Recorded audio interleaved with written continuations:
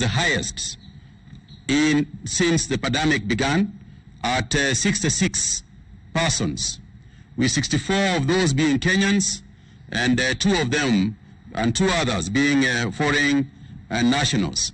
66 is the highest number of new COVID-19 cases to be reported in the country in a single day since the first case was reported in the country 2 months ago. Now Kenya has surpassed the 1,000 mark, with cases now standing at 1,029.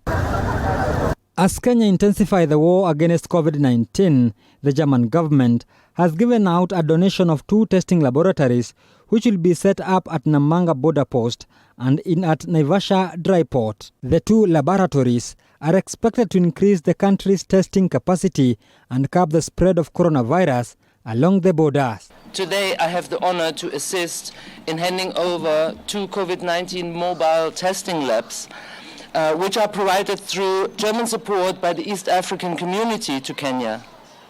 This cooperation will reinforce Kenya's testing capacities, as the PS said, and as you know, testing is key to flatten the curve. On Saturday last week, President Uhuru Kenyatta restricted human traffic at Kenya borders with Tanzania and Somalia, actions that have since ignited a diplomatic row between Kenya and Tanzania.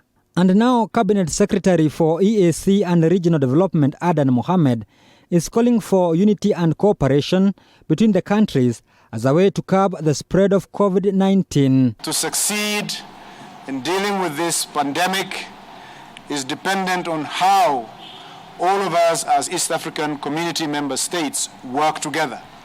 Given the nature of our porous borders, as the saying goes, we can only be as strong as the weakest link. Zablon Macharia, TV47, Nairobi.